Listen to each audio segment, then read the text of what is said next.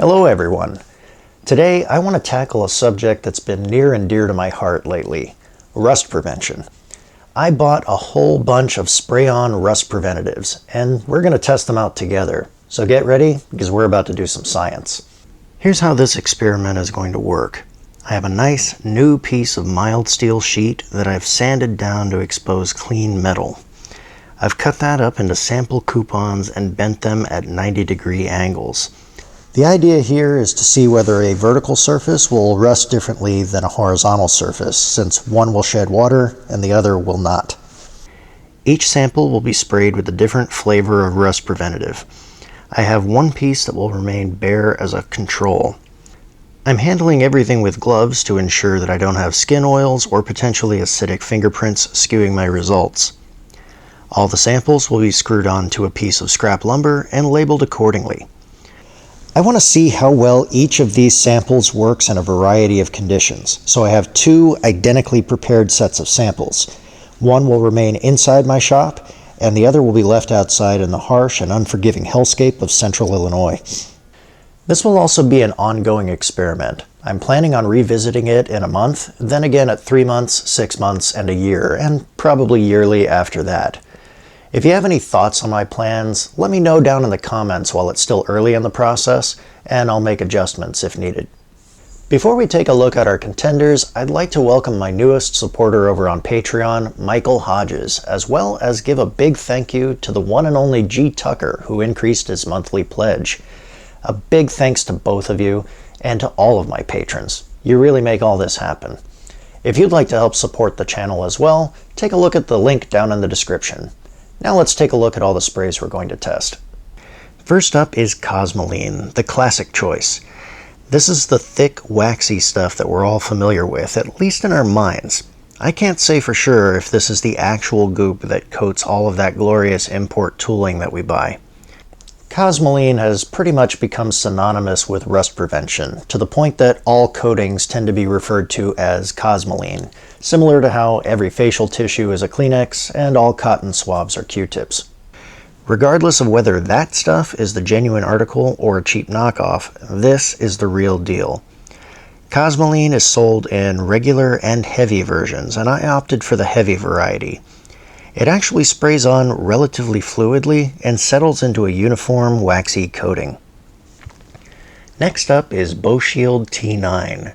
This is a rust preventative that was developed by Boeing and later commercialized and offered to the public.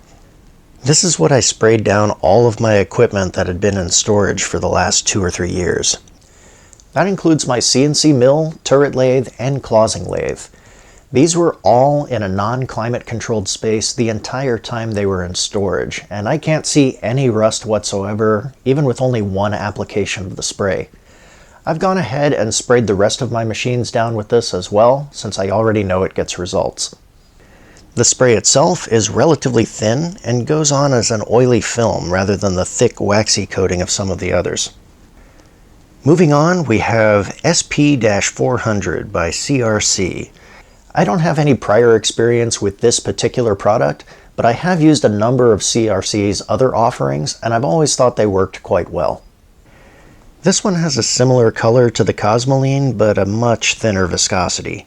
The spray itself is more of a stream, so it's a little difficult to get an even coating initially, but the liquid settles into a uniform film across the part and dries to a waxy coating.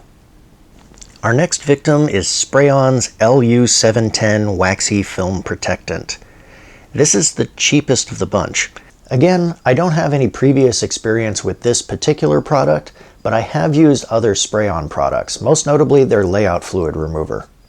I have to say their propellant is excellent. I could prevent rust on an object all the way on the other side of my shop with this can. It sprays with a thin viscosity stream that settles into a uniform film. However, that pinpoint accurate stream combined with the pressure washer-like blast makes it difficult to accurately cover the part without having to spray an excessive amount. Up next is Loctite's PC9660 Maxi Coat Heavy Duty Rust Proofing. This is also one that I've never used, but I think most of us are at least passingly familiar with Loctite's product line, whether it's their thread lockers, super glues, or other adhesives. This is by far the thickest of all the sprays I've tested. It bubbles up a little bit when it hits the part, almost like an expanding foam. It doesn't seem to want to spread out much, and while I can get some of the excess spray to drip off, the majority of it stays right where it was sprayed. I can see this working very well on vertical surfaces because of that, but it does make it difficult to get even coverage on the part. Moving right along, we have LPS3. I have used a lot of LPS products in the past, but this rust inhibitor is a first as well. This comes out in a nice wide cone, almost like spray paint, and that makes it exceptionally easy to get even coverage on large surface areas. It is by far the winner of the bunch when it comes to ease of application, although we'll still have to see how it fares against rust. It's on the thinner end of the spectrum, and it easily settles into a nice, oily film, much like the Bowshield. A quick side note, this is also the best smelling product that I tested. It smells a little bit like glass cleaner, which I guess isn't a great smell either, but at least it doesn't smell like old funky grease. So it gets the least worst smelling prize as well. Coming up next, we have the WD-40 Specialist Corrosion Inhibitor. WD-40 started offering this line of specialist products recently, and there are about a dozen different versions, like a penetrating oil, a dry lube PTFE spray, a contact cleaner, and this rust inhibitor, to name just a few. This is far and away the most expensive spray that I tested. I mean, this is a tiny can compared to the others. The spray is very powerful and coats evenly, finishing a reasonably close second behind the LPS3 in that regard. As far as viscosity, it seems to be a little bit thicker than standard WD-40, but still definitely on the thinner side of my test subjects. The smell's not unpleasant per se, but it's not the sweet aroma of the original product, so there's no need to think about switching up your date night scent. Last but certainly not least is plain old WD-40. I feel like I've got to throw this one in there as a second control, since pretty much everyone has at least one can of this in their home or garage. Besides, the WD stands for water displacement. According to Wikipedia, it acts as a lubricant, rust preventative, penetrant, and moisture displacer. I'm not going to bother listing prices and can sizes for this because you can buy WD-40 in a bewildering variety of amounts, from a 3-ounce can to a 55-gallon drum. Seriously, do you have $2,000 burning a hole in your pocket? Buy a 55-gallon drum of WD-40. This is probably the thinnest of all the sprays, but it goes on a nice cone and spreads out evenly. My past experience with WD-40 makes me think that it'll help for a while, but it will eventually dry or evaporate and leave the metal unprotected. Time will tell. There are, of course, a lot of other rust preventatives out there. I chose these because I had either used them before, or I was at least passingly familiar with the brands and some of their other products. I have no connection to any of these companies. They're not sponsoring the video in any way, shape, or form, and I bought all of these products with my own hard-earned moolah. Like I said, I'll be giving progress reports on this periodically, so stay tuned for future videos.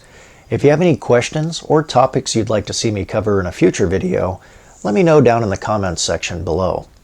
While you're down there, hit that like and subscribe button if you think I've earned it, and please consider supporting the channel over on Patreon like the amazing people you see on your screen right now. You may also want to check out these other videos. On the right, I have a playlist of all of my videos where I test out things just like this. On the upper left, I have my most recent video, and on the lower left, there's a video YouTube thinks you'll enjoy just as much as this one. Thanks for watching, everyone. I'll see you next time.